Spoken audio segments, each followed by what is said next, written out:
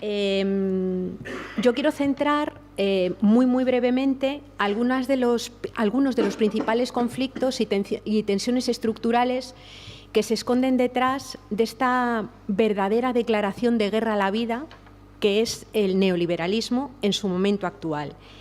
Y digo declaración de guerra a la vida en el plano estrictamente físico, en el plano del análisis material.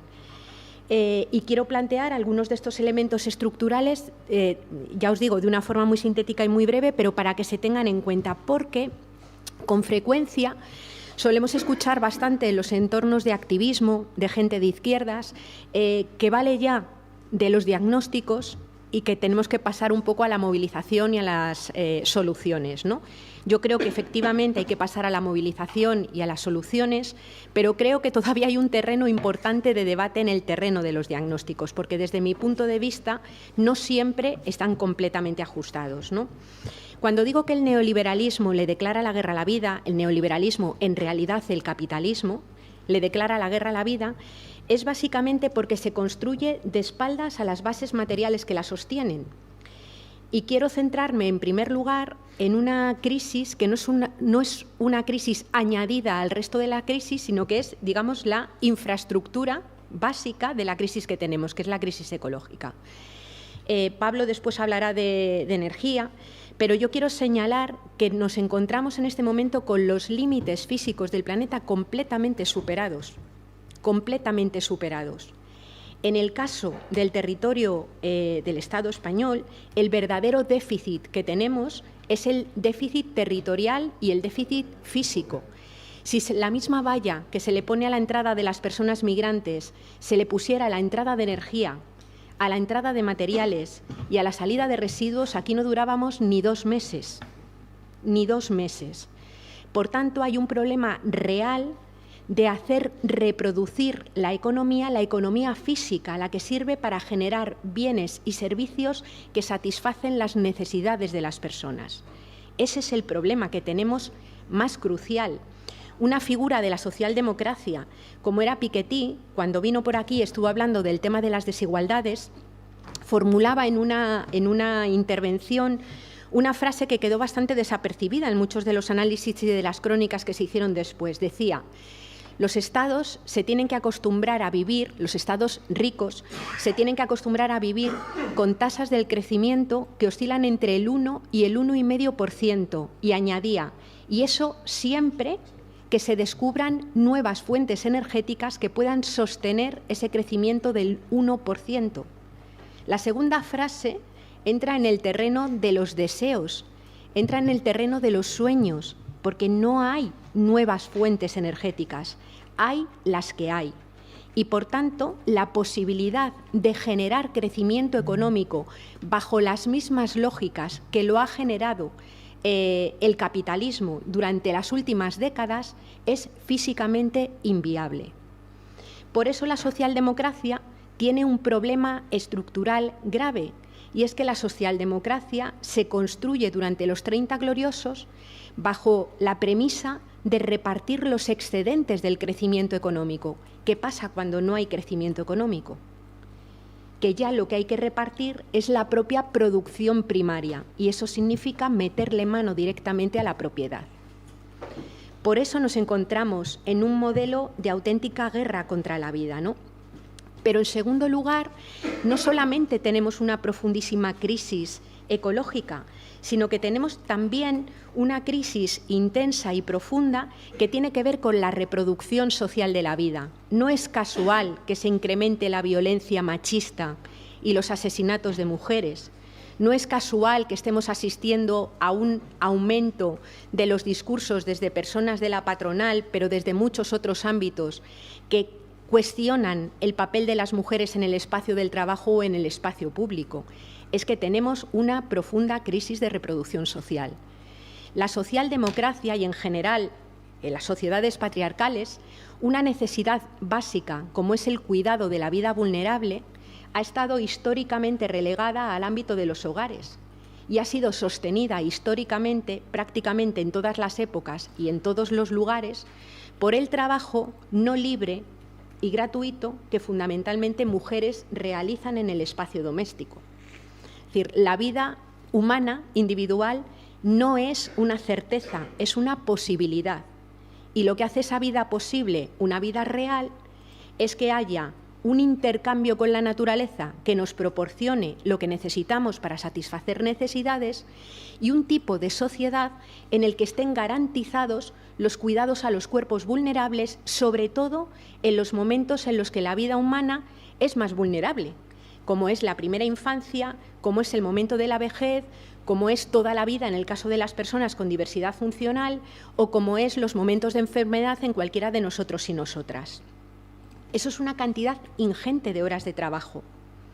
Cantidad ingente de horas de trabajo que el capital utiliza y explota desde su propio inicio, porque para poder producir en términos capitalistas hace falta una materia prima esencial, que es la mano de obra.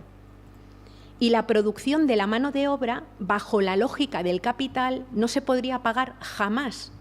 Para que una persona de 25, 26 o 27 años salga, cuando se salía con cierta facilidad al mercado de trabajo, hace falta haber invertido una cantidad de horas de esfuerzo y de trabajo brutales para producir esa persona, y esa persona hoy llega al espacio del empleo remunerado y cobra 700, 800 euros. ¿Paga eso lo que cuesta fabricar generacionalmente la mano de obra? De ninguna de las maneras. Por eso el sistema capitalista necesariamente se convierte en un sistema capitalista heteropatriarcal, porque necesita de la explotación del trabajo mayoritariamente de las mujeres para poder sostenerse, ¿no? Cuando hemos entrado, ahora ya hablo de la crisis económica, la última crisis económica que viene cuando explota toda la burbuja inmobiliaria, y cuando vemos todas estas políticas de recorte que a mí me revienta que se llamen políticas de austeridad, porque austeridad es una hermosísima virtud aristotélica que consiste en utilizar con prudencia y de una forma razonable los recursos que son finitos, escasos y que sostienen la vida de todos, ¿no? Pero cuando se hacen estas políticas de saqueo y expolio, y se recorta en becas de comedor, o se recorta en escuelas infantiles, o se recorta en la raquítica ley de dependencia que teníamos, o de alguna manera se fuerza a que las personas sean expulsadas de sus casas, ¿dónde se atiende todo eso? ¿Dónde se ajustan todas esas tensiones del sistema? ¿Quién está cargando con los peores ajustes de la precariedad vital? Eso se ajusta dentro de los hogares. Y los hogares son las grandes corporaciones del patriarcado, donde hay una distribución enormemente desigual de los tiempos de trabajo para atender la vida cotidiana. Y eso lo vemos reflejado en cualquiera de las encuestas de uso de tiempo que tenemos, ¿no? ¿Por qué planteo estas crisis estructurales? Porque nos están estallando en la cara. Es decir, bajo la misma lógica que el capital generó empleo durante los 30 gloriosos, no va a ser posible generarlo. Las políticas económicas de corte neo-keynesiano, más allá de lo que habla de cierta redistribución, pero en el marco productivo, no van a funcionar, porque no hay recursos minerales ni materiales para poder sostenerlas. Luego tenemos que pensar en otra forma radicalmente diferente de gestionar la profunda crisis de energía y materiales y todo lo que viene derivado del cambio climático, cuya incidencia en el Estado español es tremenda, tremenda, en el plano del agua, en el plano de la capacidad de los suelos para seguir produciendo alimentos. Es decir, todo esto lo tenemos que gestionar si queremos dar cobertura a las necesidades de las mayorías sociales. Porque cuando desde entornos bien intencionados se hacen propuestas que apuestan por hacer crecer la economía con las lógicas anteriores, en el fondo, y voy a ser un poco provocadora, estamos apostando por políticas de corte ecofascista, porque sin redistribución radical de la riqueza no va a ser posible satisfacer las necesidades de las mayorías sociales. La mal llamada crisis de refugiados, porque desde luego refugiados no están, la mal llamada crisis de los refugiados tiene también muchos de estos elementos de corte fascista. Las personas no pueden entrar dentro de la Unión Europea y hay un discurso explícitamente fascista que dice aquí no caben, pero hay un discurso inconscientemente fascista que es el que dice seamos solidarios y acojamos a las personas refugiadas pero no se cuestiona cambiar un metabolismo económico que depende del saqueo de los recursos de los territorios de los que han sido expulsadas esas personas refugiadas. Ambas cosas no son compatibles. Si somos personas de izquierdas, si somos personas comunistas, la gestión de lo común tiene que estar puesta en el centro y la resignificación de esa política de lo común es central. Aquello que es común, que es necesario para sostener la vida y que es limitado, no puede tener un uso irrestricto, no lo puede tener, porque la cuestión de la propiedad, de los derechos y de la libertad no es una cuestión individual de cada persona, es una cuestión relacional. Lo que unos tienen de más cuando algo es finito, otros lo tienen de menos. Y por tanto, desde mi punto de vista, el disputar esa hegemonía cultural en ese terreno es central, y lo triste es que la tenemos que disputar también dentro de nuestros propios movimientos, porque yo creo que incluso parte de la izquierda transformadora, y me voy a atrever a decir también parte de Izquierda Unida, que es lo que yo he votado toda la vida, ¿no? Teniendo muy claro el discurso hegemónico de la redistribución de la riqueza, ha tenido un discurso en la organización de los modelos productivos que era el mismo que el de la socialdemocracia o los mismos modos de producción del capitalismo. Y si algo demostró las crisis de los países del socialismo real, es que es muy difícil poder construir algo alternativo al capitalismo si el modo de producción en el que se basa es el mismo. Necesitamos otra lógica radicalmente distinta a la hora de plantear estos temas, ¿no? Por tanto, yo quería situar Saskia Sassen en uno de los últimos libros. Yo creo que hace un planteamiento bastante interesante cuando dice que se ha pasado de un capitalismo de la producción y de la explotación del trabajo a un capitalismo del extractivismo en términos físicos de la naturaleza y extractivismo social, es decir, de sacar los últimos recursos públicos que quedan, y en vez de explotación hablamos ya de expulsión. Lo que nos estamos encontrando es que, como no le demos la vuelta a esto, vamos a tener procesos de expulsión de personas de la vida.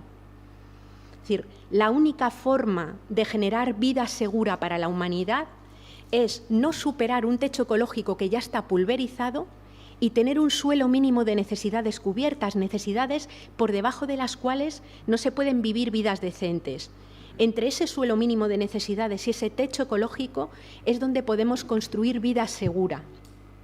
Y ahí hay una disputa grande en el terreno de las propuestas concretas, en esa mano por el suelo que decía Mao, y en el terreno del cambio de relatos, en esa otra mano por el cielo.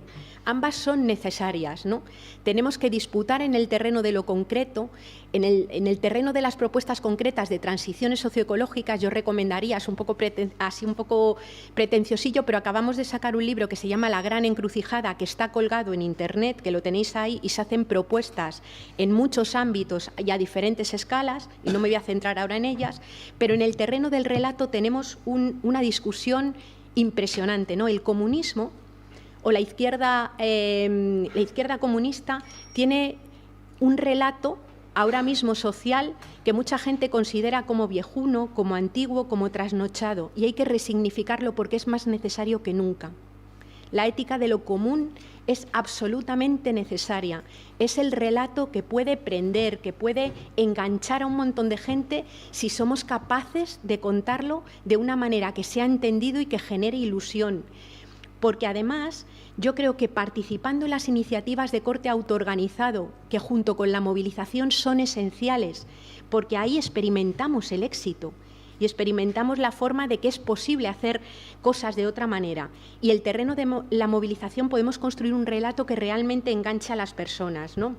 Disputar conceptos como el bienestar, disputar conceptos como el del progreso, que no puede ser que nos creamos que el progreso es que podemos vivir emancipados de la naturaleza, emancipados de nuestro propio cuerpo y emancipados del resto de las personas, ¿no? Disputar el concepto de seguridad es central. O sea, hace unas semanas salía en televisión, que yo me quedé pasmada, una de las personas voluntarias que en el Mediterráneo sacan a las personas que están en el mar cuando naufragan, y tenía en brazos a un bebé muerto, súper pequeñito, ¿no? Y lo grave no era que tuviera un bebé muerto súper pequeño, lo que a mí me impactó, que ya es impactante, sino que al bebé las cámaras de televisión le habían pixelado la cara. Es decir, se había aplicado la política de protección a la infancia y a su intimidad y habían pixelado la cara del bebé. Dices, ¿qué mierda de seguridad es esta? ¿Qué mierda de sociedad es la que protege a un bebé muerto pixelándole la cara cuando ha sido incapaz de protegerle la vida? Todo eso lo tenemos que debatir, lo tenemos que combatir en la calle, lo tenemos que hacer llegar a la gente que está más cercano a nosotros, arrancarle a esa socialdemocracia donde hay gente bien intencionada que quiere cambiar las cosas, arrancarles gente para nuestra lucha, pero también en la vida cotidiana, donde hay muchas personas que día a día se dejan la vida para proteger y para cuidar a quienes tienen más cerca en la casa. Esa gente de fondo y de dentro ha mamado lo que es la protección de la vida de la gente que quiere. Y el comunismo, un discurso y un relato comunista tiene que enganchar con esa gente, ¿no? Bueno, yo lo dejo aquí, luego si queréis comentamos cualquier cosa. Gracias.